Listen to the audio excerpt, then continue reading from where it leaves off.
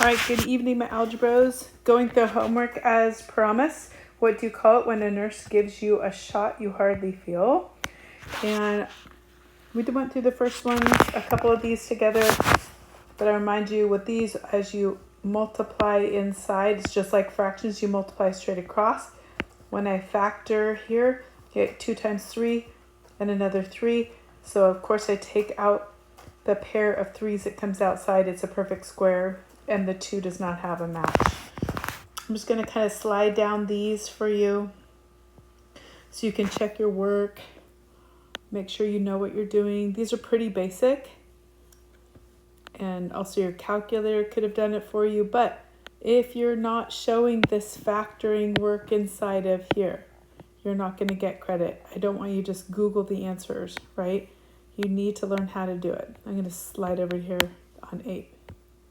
Here we have to multiply the outside. 8 times 5 is 40. And then you have 3 times 2 is 6. This is not reducible.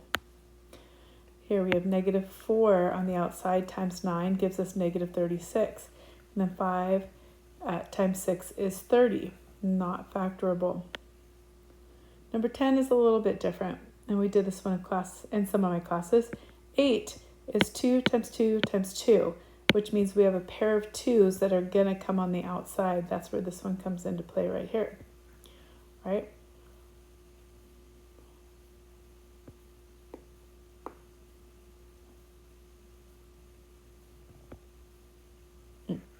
You have 3 times 2, is 6. 6 times 2 is 12. And then what's left over is the 2 here and the 5 here. That's how we get the square root of 10. And number 11. 12 times 5 is 60. Then we factor here and here. We see there's a pair of 3's between the two of them, so we multiply that by this, getting 180, and the 5 stays inside the square root bar. I'll just slide down these so you can see some of these we did in class to make sure you knew what you were doing. Which brings us to the actual ones that you can't use a calculator for on 15 through 28. 15 we did together. 5x and 2x gives you 5 times 2 and x squared. The square root of x squared is x, and 5 times 2 is 10, right? We'll look through these until we get one that's a little more interesting. So 30 is 3 times 10, and so we have a pair of 3's between the two. That's why the 3 comes on the outside. X to the first times x to the third is x to the fourth. The square root of x to the fourth is x squared. Because the exponents we just divide by 2. And any leftovers we leave inside the root bar. Which is why in number 19, when you have 8, you have 4 times 2, then you have a 4 over here. So you get to take that 4 out, putting it over here. And you have x squared, and x to the first would make it x to the third. But you take 2 out and leave 1 inside. And then, of course, this 2 has to go in there too. Right? Check your work. Of course, at the beginning of class, make sure you star any of these that you needed to ask questions on any specific details. I don't want to make this video too long tonight. Let's scooch on down here. At 28 we did in class. Let me walk through 26 with you because one class asked for 27 as well. So 18 is 9 times 2, and 9 is a perfect square. That's why we take this 3 out. You still have a 2 over here, which combines with this 2. So the square root of 4, because it would be 2 times 2, is 2. That's why it comes out there. 5 plus 1 is 6. 6 divided by 3 is 2. Divided by 2 is 3. And then A never gets to factor out. So it stays inside. It's the only one that does not have a perfect square with it. Alrighty, let's go ahead and hit our radicals now. Radicals that have to be simplified. And again, it comes down to factoring, right? Square root of 49 is 7. Square root of 4 is 2. That's why this answer is 7 over 2. Same thing with this one. We have a square root of 4. That's why the 2 comes out. Most of these are done on your paper for you already. And then number 4 we did, if you have a fraction here, of course it's square root of a fraction over square root of a fraction. Square root of 36 is 6. Square root of 64 is 8. Square root of a squared is a. And then you reduce the 6/8 by dividing both by 2 and getting 4 over 3a. All right. Same with that row. Let me just go slide over here cautiously for you. So on this row, you kind of have to look at factoring inside, resolving this first. This is 9 times 6. This is 4 times 6. Obviously, I'm going to take that out, revealing 2 perfect squares. Square root of 9 is 3. Square root of 4 is 2. Here we work from the inside out. 60 divided by 5 is 12. The square root of 12 is 4 times 3. 4 is a perfect square. It comes on the outside. 3 stays inside. The negative 1 just follows along. Square root of 3 never changes. That's why it stays inside. X to the third. Divide the division rule subtracting, so you get x squared, which goes on the outside of the upper fraction. The square root of 16 is 4. Here we divide by 2 first, getting 11 and 100. Square root of 100 is 10. Square root, do the subtraction rule. Square root of a to the 4th is a squared, and then 11 never gets to leave the radical bar. Okay.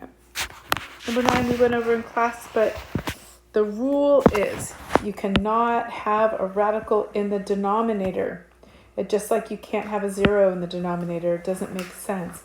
So we do this thing called rationalizing the denominator by multiplying it by itself, making an equivalent fraction, because whatever you multiply the bottom, you multiply the top. And the square root of 2 times the square root of 2 technically would be the square root of 4, which we know the square root of 4 is not 4, silly me, is 2, right? So that's how this gets to be 2 up here. Then we have to do the top, multiplying these out, 5 times square root 2. And of course they get a little more exciting as you go. Once you get here, you have 20 on the top, 5 on the bottom, and you can reduce that fraction of 20 over 5 by dividing by 5. That is how we get our final answer over here. Number 12. All right. 13 can be a little tricky if you don't notice that it's 9 times 2, and 9 is a perfect square. So the great thing is the square root of 9 is 3. That's why it's on the outside, and 2 doesn't get to leave. Now we rationalize the denominator, multiplying bottom and top by the square root of 2. And on the top we have square root of 1 times square root of 2 gives us square root of 2. And then if you multiply these together, you're going to have the square root of 4, which is 2. And 2 times 3 is 6. Walk through those. Oh, this is one somebody asked for. In class, I'll kind of slow this one down a little bit. I could simplify this first, but I chose not to. Instead, I decided to multiply the bottom and the top by square root of 5. The square root of 45. The square root of 45 can simplify to 3 square root 5, which I multiply to the negative 9. So that's how I get 27 square root 5. 45 times 45 times 2, 45, because that's going to just balance out to 45 times 2 is 90. And I reduce this fraction here, dividing by 9, getting negative 3 at the top and 10 at the bottom. So take a look at 16. Then the bottom row, multiplying everything by 2t, getting rid of this, you just have 2t here.